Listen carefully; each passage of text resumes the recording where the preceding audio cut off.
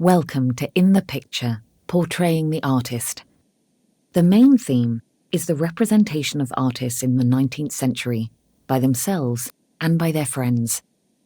It's so relevant today because we all have both a private self and a public existence, a daily creation of some sort of face to the world. It may be fiction, but however we present ourselves carries its own truth about how we hope to be seen and known.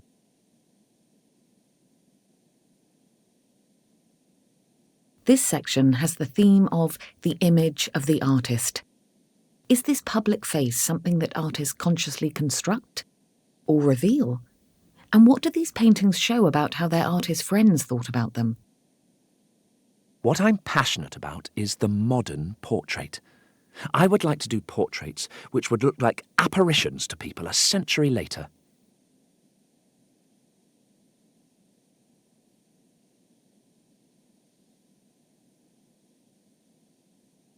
Sir John Everett Millais was a very famous portraitist in England at the time he made this image. Louise Jane Joplin was a friend, and she was a successful artist too, although Millais doesn't show her that way. There's nothing to indicate her profession, and no setting at all really. No chair, no furniture, not even her hands are showing.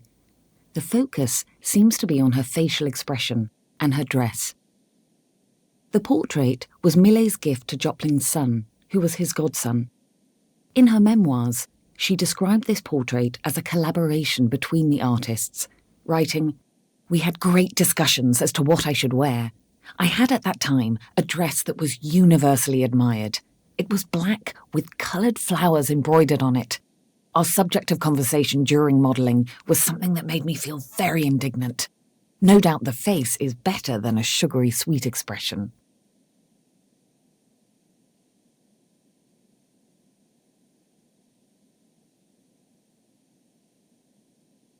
Eugène Delacroix turns his head and eyes to meet ours. His thick head of hair is silhouetted against the background. Around his neck, we see a bit of his signature scarf. Delacroix was a leading painter of the French Romantic movement, and his energetic, bold brushwork shows the movement's emphasis on raw emotion. This extended to how Delacroix constructed his public persona too. He was famous for his untamed character. In fact, Van Gogh, in one of his letters, writes about how much he admires Delacroix, and quotes a line from a book which said, quote, "When Delacroix paints, it's like the lion devouring his piece of flesh." In this self-portrait, and all the others in the exhibition, it's important to remember that the way that artists usually create self-portraits is by looking in a mirror. So when we see them looking at us, are they presenting themselves to us and to the world? Or are they really looking inwardly at themselves?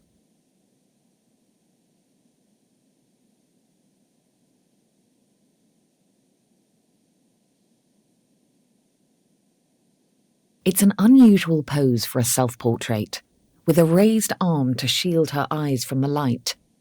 Thérèse Schwarzer holds a palette and a cluster of well-used brushes.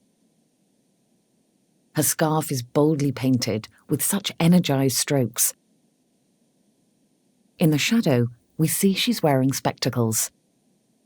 Schwarzer was a Dutch artist who was very well known at the time she painted this, at age 37. It was her response to an invitation to create a self-portrait for the collection of the Uffizi Gallery of Renaissance Masters in Florence, Italy. A huge honour. Does the pose seem like she's maybe picturing herself looking at those great artworks of the past, among which hers would hang? Maybe the pose was also a way for her to play with light and shadow to show off her painting skills. A critic from her own time had another theory, which reminds us of how women artists of the time were considered. He wrote, "This is quite a pardonable little coquetry, to show off a pretty arm, a tiny wrist, and a small, powerful hand."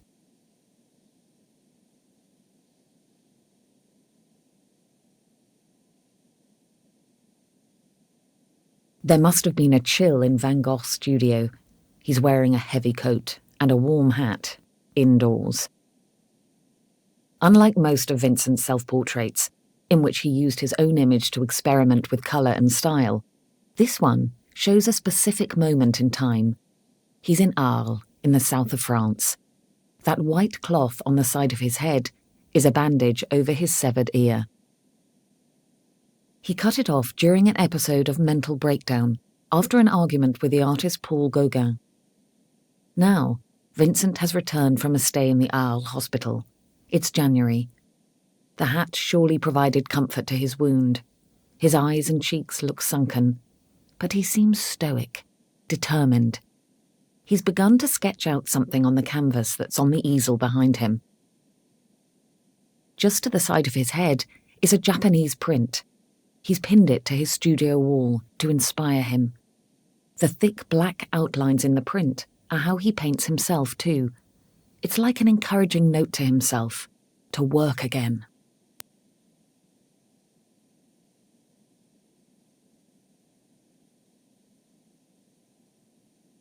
We can see every movement, every stroke of ToulouseLautrec's hand as he captured Van Gogh's likeness in coloured chalks. They're in a Paris cafe. The setting implies that Vincent is a bohemian, meaning someone who spent hours in cheap bars and cafes drinking and discussing art and ideas. There seem to be two subjects in this scene, Vincent and the distinctively shaped glass on his table. It's for absinthe, a strong drink that became very popular in late 19th century Paris, especially amongst the bohemians. In a letter, Vincent sadly admits that by the time he left the city, he was, quote, almost an alcoholic. We see him in profile, as if unaware of being captured momentarily, like in a photograph. In fact, ToulouseLautrec was quite interested in photographic portraits and posed for some himself. Photography was still a new medium at this time, and this new way to see themselves and others influenced many of the artists in this exhibition. Vincent, however, wasn't interested in photography. He stated that the soul wasn't in a photograph.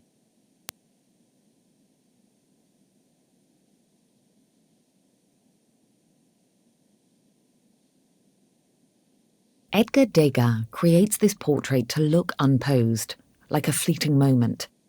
We can almost hear the rustle of her dress as she leans forward and clasps her hands. She's Victoria Dubourg, an artist friend of Degas. There's a bouquet next to her, Degas' nod to her speciality as a painter of flowers. The composition seems like a snapshot. Degas was very interested in photography as a new art form, and we can see that here, with the chair on the left and her dress on the right, seemingly cut off. However, Degas planned this composition very carefully. We know that from his many drawings for it. On the wall above her, we can just make out two framed pictures that he painted over. Maybe they distracted from Dubourg's gaze at us. It brings to mind a famous quote by Degas. He said, "We were created to look at one another, weren't we?" Hanging next to this portrait is another that looks casually posed. The man with his legs up on a chair. This is a portrait of the artist Pierre-Auguste Renoir by an artist friend, Frédéric Bazille. Renoir, who had little money at the time, was staying at Bazille's studio apartment in Paris. Renoir kept this painting for the rest of his life.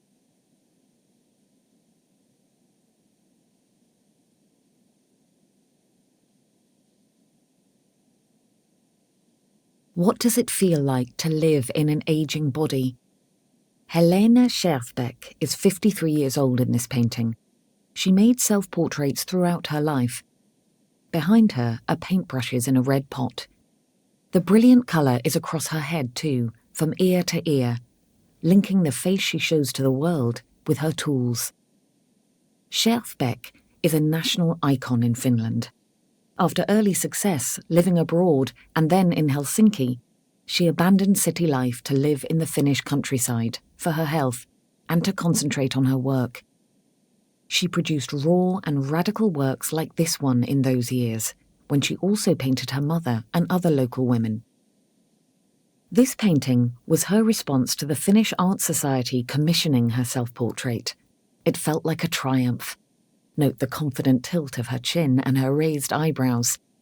She didn't usually inscribe her name on her works, but she did here.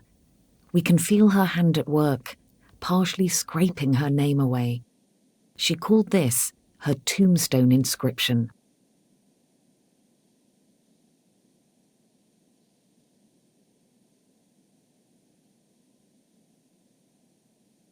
The Swedish artist Mina Carlson presents herself in a Paris studio, wearing a painter's smock. The edges of her mouth angle up a bit, a smiling expression, which is unusual in this exhibition. She's put up a cloth to diffuse the strong light coming in over her shoulder onto the canvas. The view indicates that she's in an attic. Such spaces were perfect for artists because of the plentiful light, and the many flights of stairs made them relatively cheap. She's 32 years old here. At the age of 20, she had been pressured to marry a man she was observed kissing. Social custom dictated that a married woman quit her career, so she gave up painting during the next 7 years. We see her here after she left her marriage, having resumed her artistic training. In Paris, there was an informal group, a kind of sisterhood of Scandinavian women artists.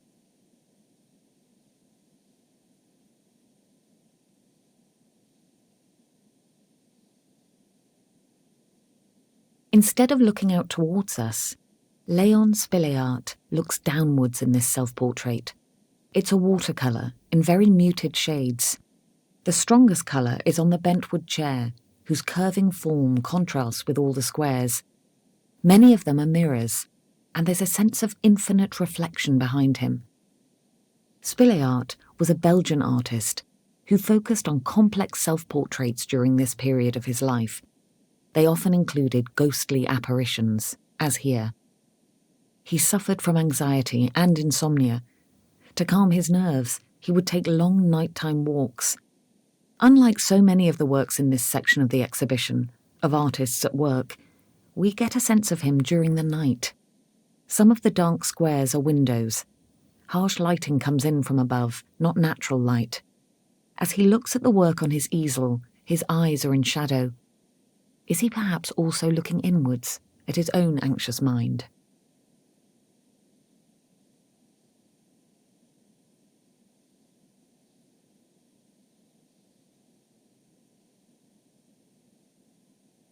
Van Gogh painted this in an institution for the mentally ill in Saint-Rémy in the south of France. He went there after numerous breakdowns and stayed for a year.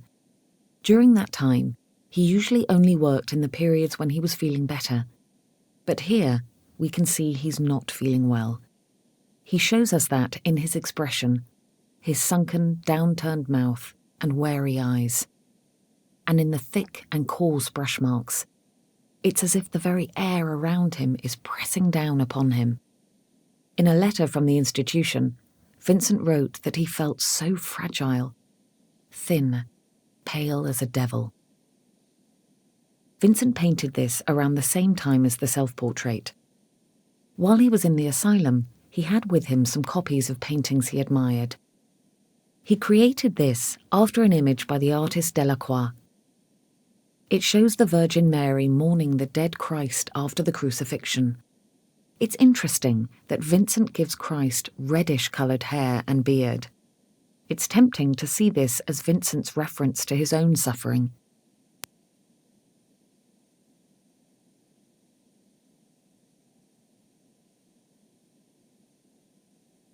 Edvard Munch presents himself stripped naked, unprotected. He suffered from depression and anxiety, and this self-portrait in hell seems to say that his existence as a person and as an artist was a private hell. The colours create an atmosphere of flames and heat. The huge black form behind him, is that a threatening shadow? Smoke? The angel of death? It's up to us, what each of us might find the most threatening, like an undetermined shape in a nightmare. There's a red swipe of paint across Munch's neck. He created this after the intense breakup of a tumultuous romantic relationship. His sense of loss and anger is something that so many of us can relate to.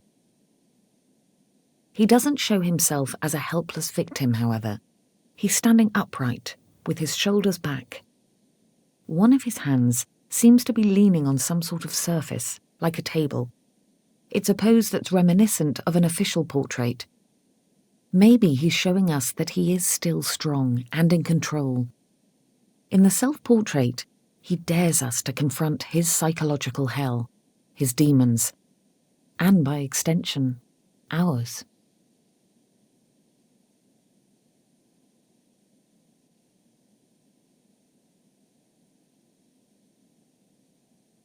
This very large painting has a monumental scale that we usually don't associate with Van Gogh. It seems to be Francis Bacon's monument to Vincent's work, his mastery of emotional brushwork and use of colour, and to Vincent as a person, the misunderstood genius. This painting is based on a much smaller work by Vincent. Bacon had only seen it in photographs because it was destroyed in a World War II bombing. Vincent shows himself setting off to work outdoors. He's wearing a large straw sun hat, laden down with his portable easel, box of paints, and a walking stick. Bacon seems fascinated by this small figure with a huge shadow. For Vincent, it was an actual shadow, to show the heat of the sun and the feeling of being burdened during his walks. For Bacon, the shadow takes on a life of its own. Bacon makes Vincent into a walking shadow. His face becomes dark smears of paint. The form on the ground merges with him, looking like a naked version of the same man.